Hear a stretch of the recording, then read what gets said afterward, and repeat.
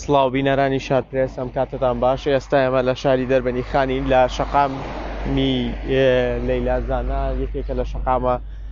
سەرەکیەکانی شاری دەربەنی خان کە ئەم شوێنە کە ئێمەی لێن ئێستا هەمووی شوێنی خواردنگە و چێشتخانە و کافتریا و ئەم بابەتانەیەکە بۆ خزمەتگوزاری گەشتیاران. بەڵام بەداخەوە ئێستا ئەمە هەمووی داخراوە، هیچ کەسێکی لێ نیە، هیچ گەشتیارێکی لێ نییە و گەشتیاری خەڵکی دەرەوەی دەربەنی خان بۆ ماوەی چەند دقیقەیەکە ئێمە لێرەوە ساوینە ئەیان سەردانی ئەم شوێنانەکەن کە داخراوە یەکسەر شوێنەکە بەجێ هێڵن. لە کاتێکا دەربەنی خان شوێنێکی گەشتیاریە دەبوو، ئێستا ئەم شەقامانە کراوە بووە بەڕووی گەشتیارانی خواروی عراق و شارەکانی تری کوردستان خزمەتگوزاریان پێشکەش کردایە. بەڵام بەداخەوە ئێستا هەمووی داخراوە،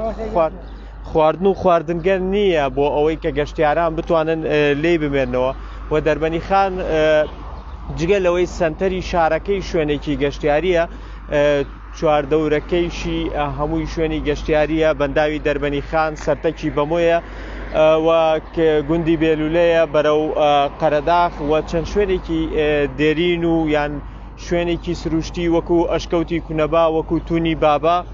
وەکو پەرستگای زەردەشتی لە شاری دەربەنی خانەیە. بەم هۆیەوە خەڵک زۆر ڕووی تێیەکەن بۆ شاری دەربەنی خان. بەڵام لە کاتێکا بینی کە خزمەتگوزاری لە ناو شارەکە بۆ گەشتیارانەی وەکو شوێنی مانەوە، وەکو خواردن و خواردنگەکان نین تاوەکو خەڵک سوودی لێ ببینێت، ئەمە هەمووی گرفتی دروست کردو. ئێستا چەند کەسێک هاتنە ئێرە ئەڵێ دەربەنی خان زۆر شوێن گەڕاوین بۆ ئەوی کە ژەمێک خواردنمان دەست بکەوێ. ئەوە ئێستا کاتی بەیانی تێپەڕ بووە بۆ بەرەو نزیکەی نیۆڕۆ ئەڕوا. خەڵک پێویستی بەوەیە کە ئیتر کاتی ئەوەیە ئیسراحەت بکە، خواردن بخواوە. پلەی گەرمی ئێستا بەرزە، ینی گەشتیاران کاتێک ئەڕۆنە گەشتکردن پێویستیان بە ئەوەیە کە پشوو بدەن، خواردن بخۆن، شوێنی مانەوەیان هەبێ. بەڵام ئەم خزمەتگوزاریانە لە دەربەنی خان فراهەم نییە، چونکە تا ئێستا گەشتکردن لەم شارە لەبەرەوەی شوێنێک نییە، شوێنێک نییە استراتیژی بەیان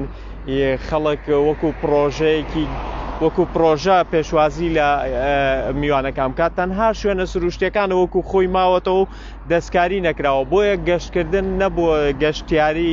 و پێشوازیکردن لە گەشتیار لە دەربەنی خان وەکو نەریتێکی بازرگانی لێ ناتوە. تەنها ئەو گەشتیارانە ڕوو لە شوێنە سروشتەکانەکەن ئەبێ خۆیان خواردن و خواردنەوە ئەو پێداویستیانەی خۆیان لەگەڵ خۆیان ئابێنن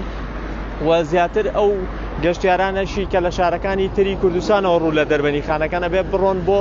ئەو ماڵانەی کە خزم و ناسرا و کەسوکاری خۆیانن، نەک هۆتێل و مۆتێل و ئەم شوێنانە کە شوێنی گشتین پێشوازیان لێ بکەن. ئەمەش دیمەنانەکە ئەیبینن ئێستا شەقامی لەیلازانایە. پێشتر ئەم شەقامە تاکە شەقامی سەرەکی شاری دەربەنی خان بوو کە هەموو پێداویستەکانی خەڵکی شاری دەربەنی خان لەم شەقامە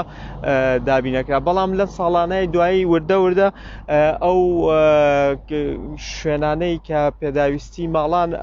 ئەفرۆشن لەم شەقامە چوونەتە دەرەوە. ئێستا ئەم شەقامە وەکو شەقامێکی گەشتیاری لێ هاتووە. تەنها کافتریاکان، چێشتخانەکان و نووسنگەکانی ئاڵوگۆڕکردنی درا و حەواڵەکردن کە پێویستین بۆ گەشتیاران و ئەو هەندێک نۆڕینگە واتە سەرجەم ئەو پێداویستیانەی کە گەشتیارێک پێویستێتی لەم شەقامە دابین کراوە و پێویستیەکانی گەشتیاران ئەتوانن لەم شەقامە بە تەواوەتی پێویستەکانیان دابیکەن. بەڵام بەداخەوە بەهۆی ئەوەی کە ئێستا وەرزەکەی وەرزی گەرمایە، خزمەتگوزاری وەکو پێویست نییە بۆ گەشتیاران، ناتوانن لە شارەکە بمێنەوە. بۆ نمونە ئەگەر گەشتیار بچێ بۆ سەرتەکی بەمۆن ناتوانێت بێتەوە بۆ دەربەنی خان بۆ ئەوەی خواردن و خواردنەوە و شوێنی مانەوەی بۆ دابینکرێیان بچێتە شاخەکانی دەربەنی خان، بچێتە بەنداوی دەربەنی خان، بچێتە بەنداوەکە. دەبێت خۆی لە ماڵی خۆی کە هات هەموو پێداویستەکانی خۆی لەگەڵ خۆیان هەڵبگرێت. بەڕاستی ئەمە وەکو پێشتر لەگەڵ بەڕێوەبەری گەشتوگوزاری دەربەنی خان ئێمە گفتوگۆمان کرد لەسەر ئەم بابەتە، ئایا بۆچی بەم شێوازەیە بەڕێوەبەری گەشتوگوزاری دەربەنی خان بە ئێمەی ڕاگەیاند کە حکوومەت ناتوانێت خزمەتگوزاری بۆ گەشتیاران دابین بکات لە ناوچە گەشتیاریەکان بۆ یەکەمتر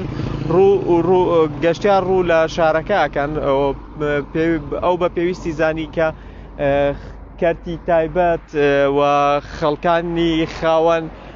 چێشتخانە و هۆتێل و مۆتێلەکان بۆ خۆیان خزمەتگوزاری دابین بکەن و شوێنەکان بکەنەوە تاوەکو گەشتیار ڕابکێشن بۆ شارەکە و قەرەباڵخی گەشتیاران ڕوو لە شاری دەربەنیخان بکەن واتە حکوومەت ناتوانێت پرۆژەی خزمەتگوزاری سەلامە خێربێت پرۆژەی خزمەتگوزاری لەکوێوە هاتووی باجی تۆ ماڵی لێرەیە بۆچی ئەم چێشخانە و شوێنە گشتیانە هەمووی داخراوە ئێستا لەبەرەوەی جەژنە جەژنە ئەی باشە گەشتیار ئێستا بۆ نمونە ئەم ئۆتۆمبیلانەکە هاتن لێرە خەڵکی عەرەب بناتون بۆ ئێرە بۆچی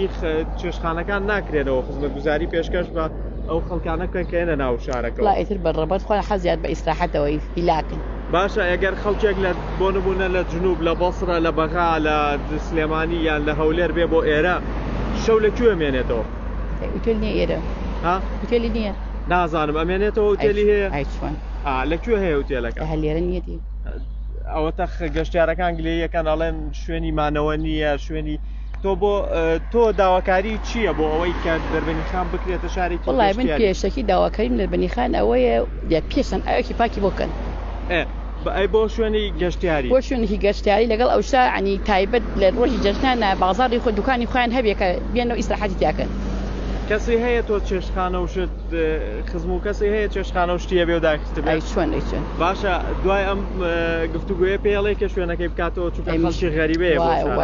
وڵای غەڵتیان کردو خوێنەوە دەست خۆش بێ زۆر سپاس غەڵەتیان نەکردا وایە دووهەم ڕۆژ جەژنەوە قەیسیەکە خۆشیان هیلاکە خەڵکی تر بگرن ئەیوانە بۆی خەڵکی تریش استفادە بکەن ئەیوانە هەم بۆ خۆشیان بۆ خەڵکانەکە یان بە ئێرە خواردنش لە مەڵێ بە احتیاجی هەموو شتێکەکەی لە سەرسیەکە عنی احتیاجی هەموو خواردن بەس ئەم شەقامە شوێنێکی هەر ئێرە نه ئێرە نییە بەس عنی ڕاستە جادەکە ئێرە هەموو دوکانکە خۆی هەیە عنی لفەخانە هەیە نانەوە هەیە لای مەڵێ هەموو شتێکەکەی بەس ئێرە نازان بەشی نی دەست خۆش زۆر سپاس ئەو داوام هەیە بڵێم لە حکوومەتی هەرێمەک و ئەندامێکی یەکێتی نیشتیمانی کوردستان ئەوە داوام ئەوەیە بیرێکی پاکی ئەرکەوازیمان بۆ بکەن ئاوەکەمان زۆر پیسە حاچی دەربەنیخان هەر هەموو فل سەرەتانیت دەست خۆش معیدەم زامارە ئای پاک نەی بخۆین زۆر سپاس دەست خۆش بێ ئەم هاوڵاتیە جگە لەوەی کە کێشەی گەشتیاریە کێشەی ئاوی خواردنەوەشیە داوا کاکە ئاوی خواردنەوە بۆ شارەکەش دابین بکرێ بەڕەزان لێرە ئێمە عینە کۆتایی ڕاستەوخۆکەمان بە گواستنەوەی دیمەنی ئەم چێشتخانانە کە لێرە هەمووی داخراوە و خزمەتگوزاری پێشکەش ناکەن بۆ گەشتیارانەی کە لە دەرەوەی شاری دەربەنیخان هێن بۆ ناو شاری دەربەنیخان ئەمەش زیان بەکەرتی گەشتیاری ئەگەیەنێ لە دەربەنیخان چونکە جارێکی تر کە گەشتارێکی تر ڕووی کردەوە شارەکە جارێکی تر لێرەدا نابەزێت بۆ نمونە ئەڕوات بۆ شارێکی تر کە خزمەتگوزاری هەبێ لە کاتێکا دەربەنیخان ژمارەیەکی زۆر شوێنی گەشتیاری لەسەر وەکو باسمان کرد پەرستگای زەردەشتیە کونەبایە تونی بابایە و گوندی کەپرەکانی گوندی بێلولەیە و سەرتەکی بەمۆیە بەنداوی دەربەنیخانە بەرەو ڕێگای قەرەداغ هەمووی شوێنی گەشتیاریە زۆر سپاستایە سە لەگەڵمان بوون کاتی خۆش